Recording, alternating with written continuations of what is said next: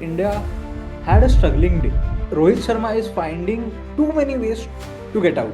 Where is our hit man? It changed the whole game right now, and India is under huge pressure now.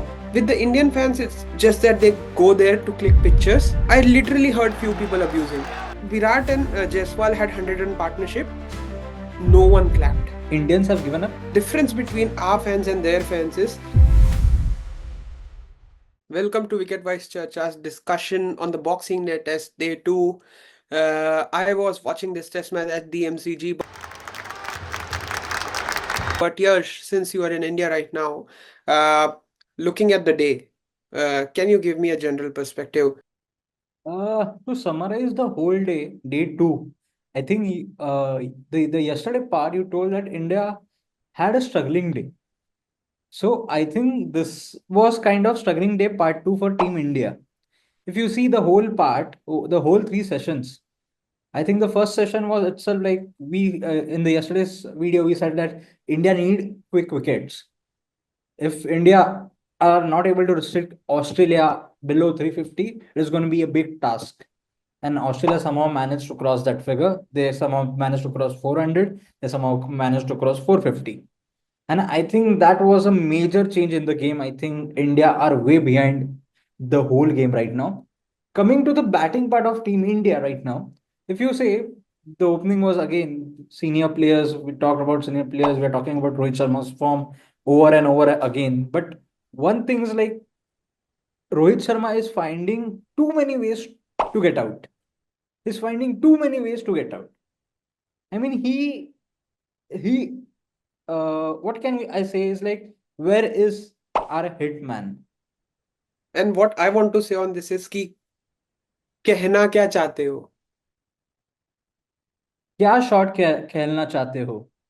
Yeah. Should be the So line for it. After KL's wicket, I think Virat Kohli and Jaiswal had stabilized the innings. I think it was a good innings that they were scoring runs, they were boundary for every over, and then they had a 100-run partnership. they had a 100-run partnership.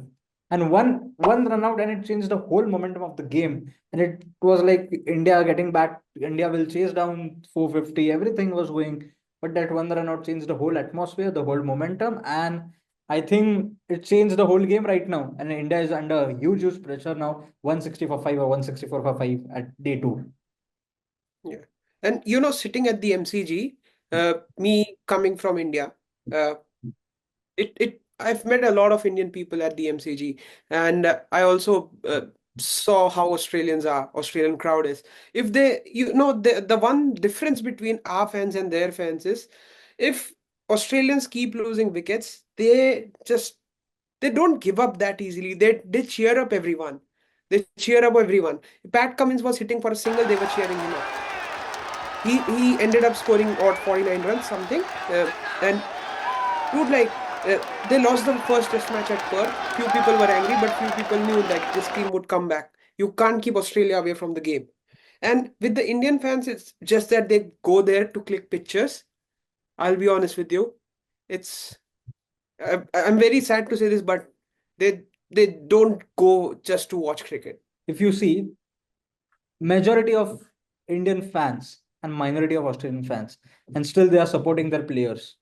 I think Yeah, fans yeah, have to that's play the their thing. role in the stadium that they need Yeah, to support everyone, whether yeah, it be a dude. bowler, whether it be a batsman, whether it be a middle order.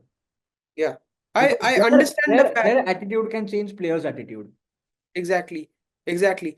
The only difference is when Jaiswal scored what 82 runs, and there was of course the his run out was a brain fade moment. I literally heard few people abusing from behind.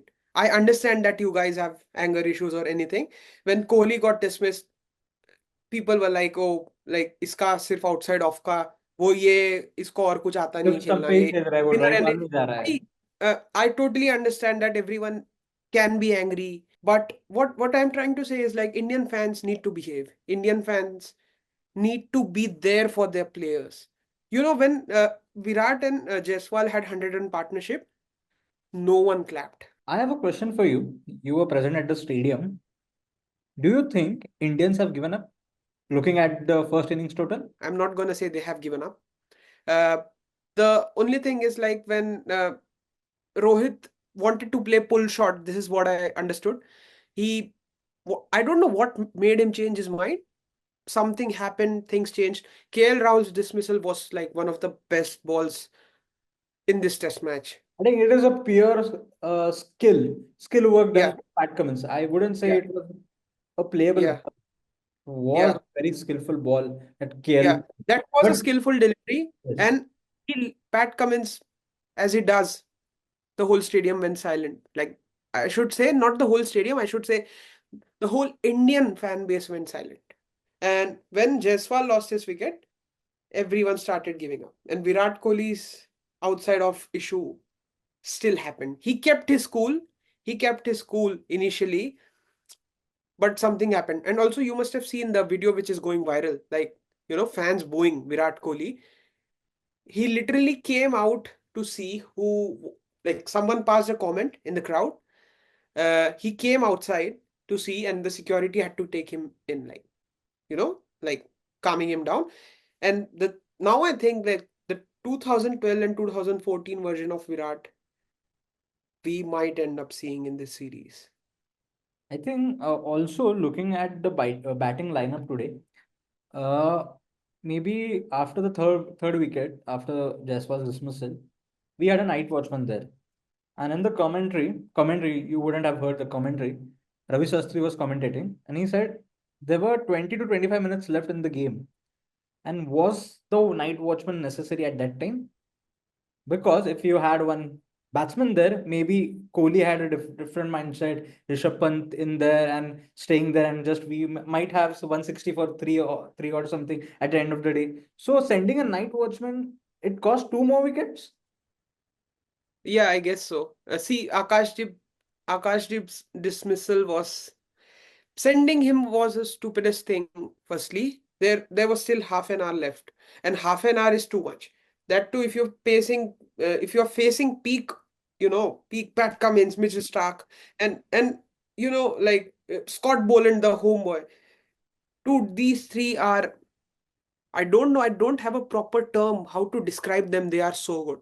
Even though Pat Cummins got hit for a few shots, and Mitch Marsh also, like, initially he was like just fine. He was doing fine. He kept the same line, same length. Same went with Scott Boland.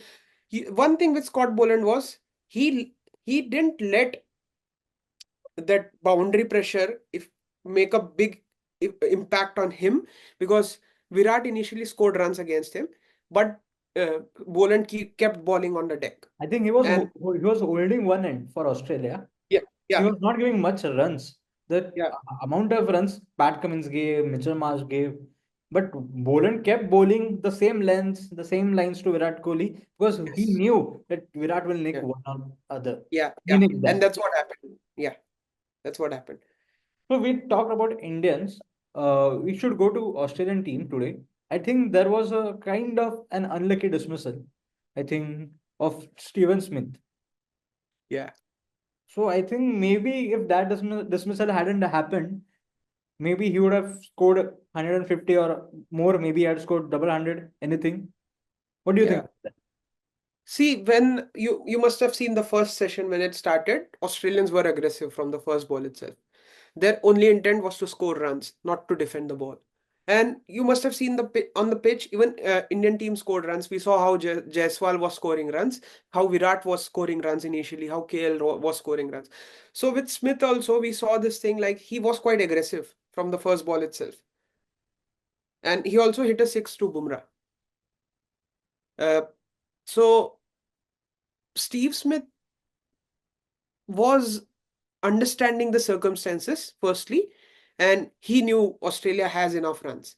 He can take risks. That dismissal was unlucky, but that dismissal didn't help much for Team India, to be honest. Akashdeep should be grateful that he I got think that the wicket. amount of luck Akashdeep needed for the first day, I think he got it on the second day. Because Yeah, he had almost every batsman nicked his delivery, but it didn't carry to the slips. But I yes, think this dismissal, he deserved it. We can say he yeah, deserved this dismissal. yeah, So coming to yeah, the end now, if we have to see uh, the next day, tomorrow. I think we can't predict about the next 3 days. In test cricket, it's just one by day by day. What do you think India should approach the game now? And do you think we should draw the game? Because losing is on the upper hand right now. But for us, if we can draw the game and take the game deep as possible in the first inning itself, it would be beneficial for India. Yeah, what I reckon is like this game will go beyond day 3 and day 4. There's a huge chance, even though it's showing it might rain tomorrow. Uh, so still, I'm sure that this game is gonna go because Melbourne's weather is quite unpredictable, and both the teams have that thing. And we can also see this that in the first session itself, Australia will bowl out India. There's a huge chance. I'm not being brutal against anyone, but I know how things work. And Australians are aggressive. They won't start their day lightly. And if their aim will be to get Indians dismissed around 200, 250, and then create a pressure. And like they'll start again, they'll start playing aggressively and give India a big target. So if they do that in the next two sessions tomorrow, they like after the first session, if they do that in the next final two sessions, then day 4 will be challenging for Team India.